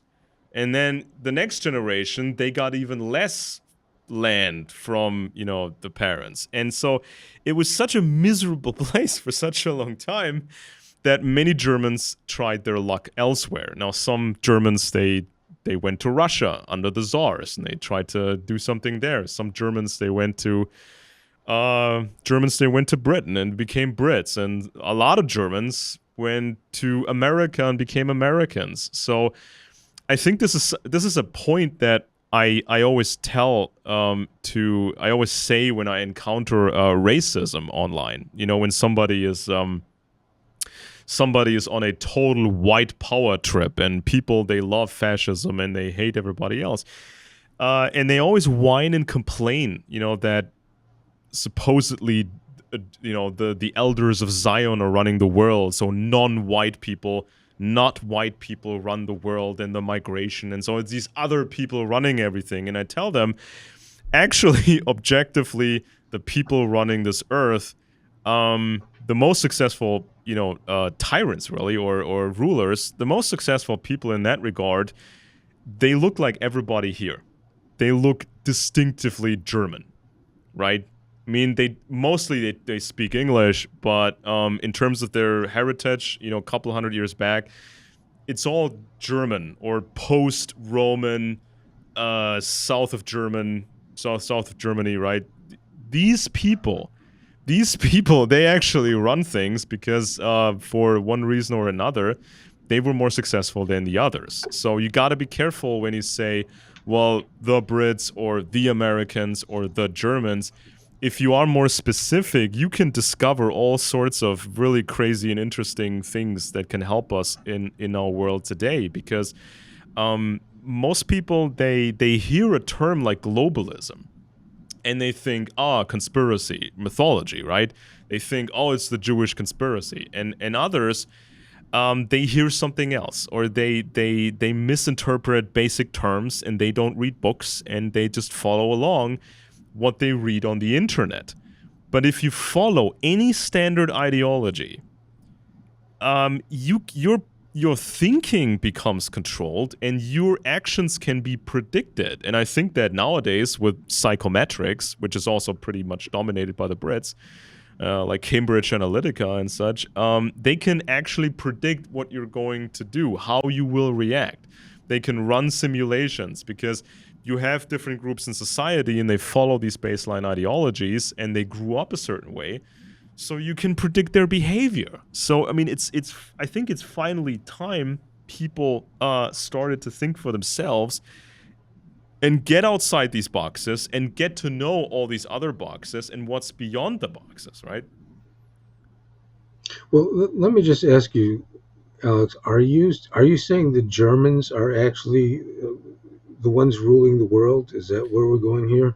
No, I wouldn't call them Germans. I think that, as you said, they speak English. So the most powerful people, they speak usually English. You can call it Anglo, but their ancestors, it's kind of tied to Central Europe, the British Empire, and some of these aristocrats, they spend a lot of time on German soil. So this is what I mean when I say German, because they look German, right? A lot of Americans, they look like everybody here. A lot of Brits, they look like everybody here. See, it's kind of funny when you watch, or it's tragic and funny when you watch a Hollywood war movie. You know, World War II, for example, a World War II or World War I movie, and everybody looks the same.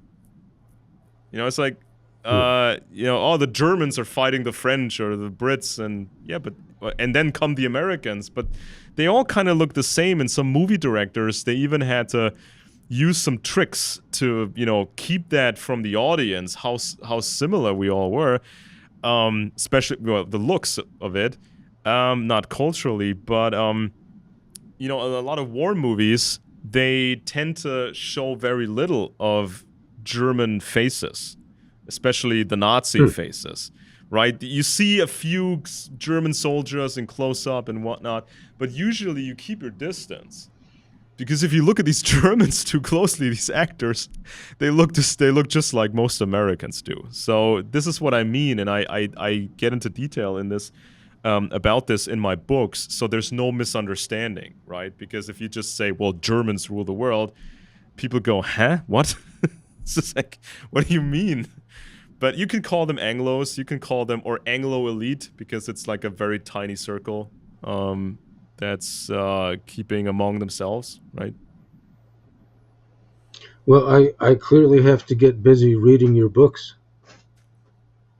Well, I sent them. I sent them over, and when I read yours, I found stuff that I hadn't even used, that I haven't even quoted, and I think there's stuff in my books that that will really much interest you because it just goes into the exact same direction. And it's like, it feels like actual progress. I mean, when was the last time there was actual progress in political science or in history, right? In historical research. Do you remember the last breakthrough in political science or history? I don't.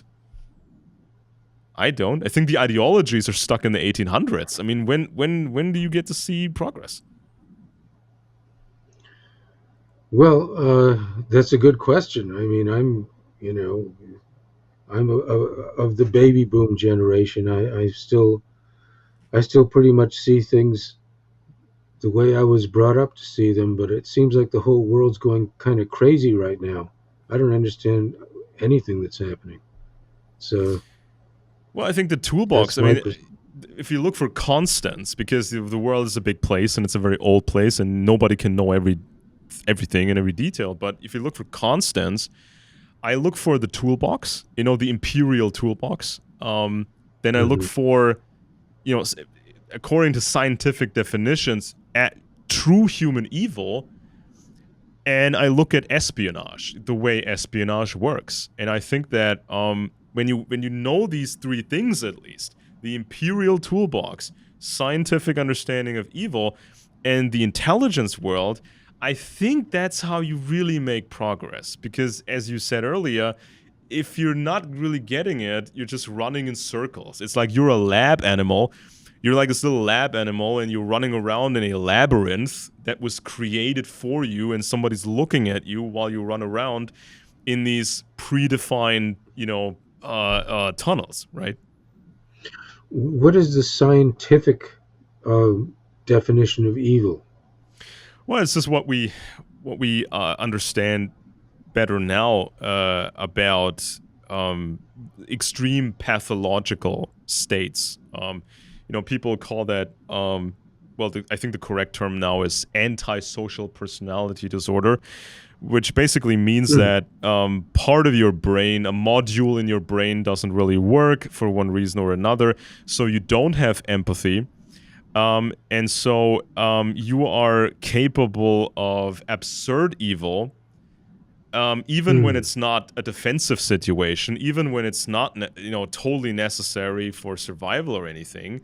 It's also sometimes tied to joy, you know, just hurting innocent people and destroying entire populations. So this is what we understand about pathological states, malignant narcissism, when people become detached from reality, I think this was even diagnosed from a distance when it came to Adolf Hitler, because the Americans and the Brits, they used their best psychologists or psychiatrists, and they gathered all the data on Adolf Hitler and came up with this assessment. And if you read them now, these assessments describe a narcissistic personality disorder, even though the term wasn't used back then. And it, in the standard literature, you can always only find these terms like in the 1980s. So it took a while for the rest of the world to catch up. So we know about pathological evil, and we know how it rubs off on the general population. And this is something that I truly hate on social media, when people who don't have a personality disorder, when they adopt a way of thinking that comes from psychopaths or narcissists, when they start to, let's just hate on Jews, let's hate on Israel, let's hate on everybody who's non-white, or let's hate on white people, or hate on this group, and just calling for everybody's destruction and enslavement. And people are generally confused and angry, and then they adopt a way of thinking that comes from a psychopathic place or a narcissistic place, because we have an understanding how many people have pathologies, especially in Germany. I mean, I tell that to people all the time. Germany was pretty messed up, even more than 100 years ago, or 150 years ago, 200 years ago. Germany was a very miserable place. And so it's not surprising that the Nazi cult could work so well here. And that's not because Germans are inherently evil. They have some evil gene. But it's like there was so much misery for so long, and that breeds pathologies, and that rubs off on people. And, it's like when you then confront people with external factors and say, we have to go along with the cult because otherwise the Russians will get us, or the French will get us, or the British will get us. This is when the primitive survival mechanisms kick in, and you have a very deadly mix. And so it's creepy to see what people are getting into, on the internet. They adore a dictator or a historical dictator, or they just copy from the Nazis. I mean, I get this all the time, and you're getting this too, right? It's these activists, and they have two buttons. One button is, it's the Jews, and the other button is, you're with the Jews.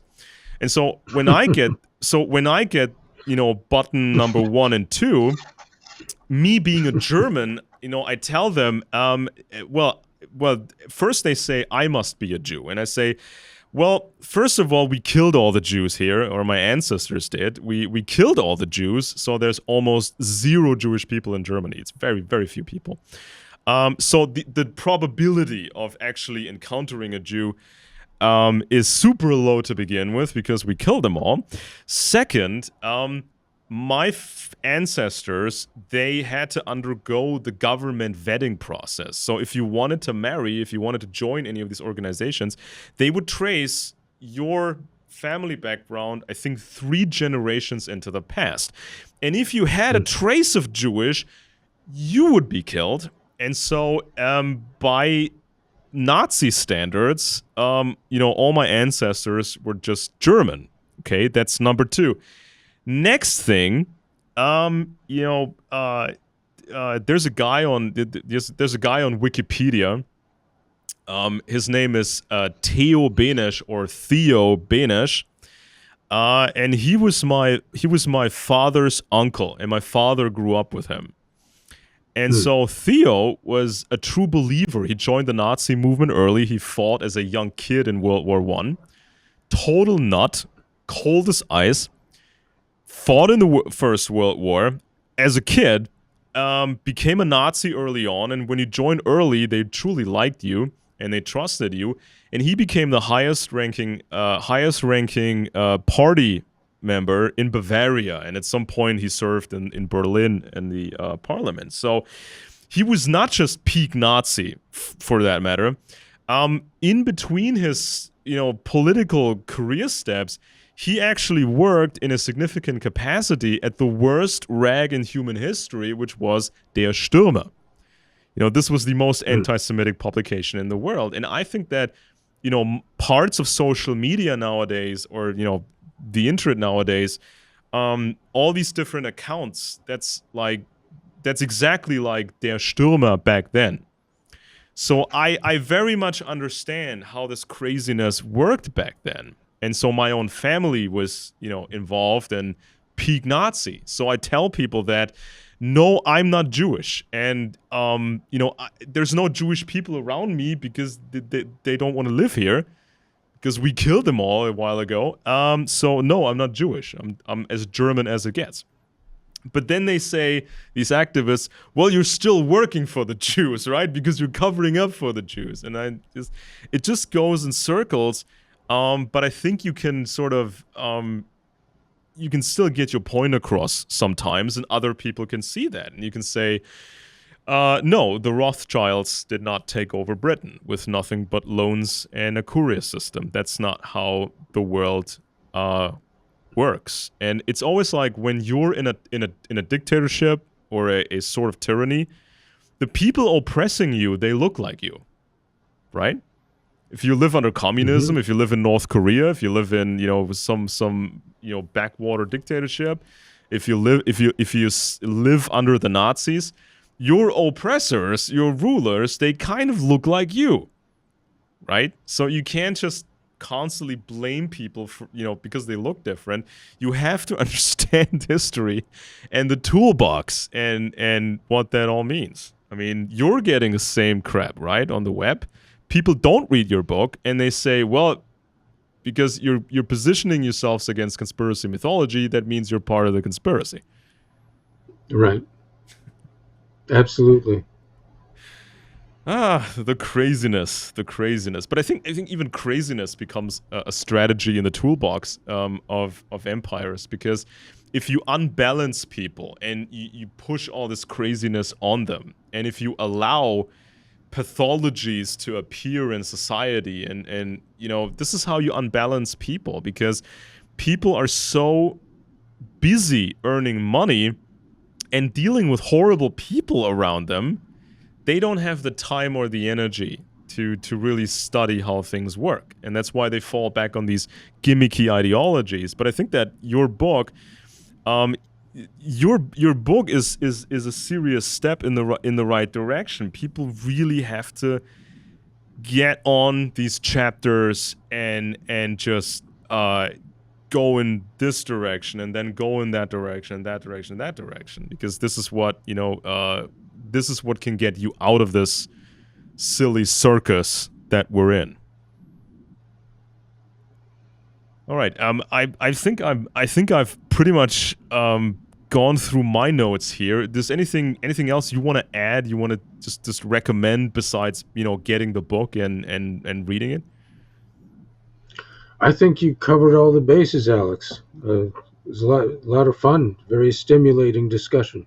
Well, I sent you my stuff. I mean, it's only been out in English for a couple of months. I mean, I've published them in Germany years ago, and I only got around to translating them into English. So, I send you my stuff, and it's about Karl Marx being a spy. It's about these aristocrats. It's about Britain. It's about all the stuff that we talked about. So, I'd love you to just go over it and get back to me, what you think, because I think this is all real actual progress, and it's, I think when you untangle this stuff, it offers, I think, a unique chance of bringing people back together, because if you understand the toolbox, if you understand how this works, there's no more reason to hate anybody because he has or had a different ideology, right? Or a different upbringing, or looks different.